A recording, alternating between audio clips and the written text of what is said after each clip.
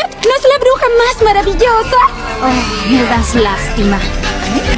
¿Cómo puedes estar en esta academia si tu inspiración es un fraude patético? Oye, ¿qué dijiste?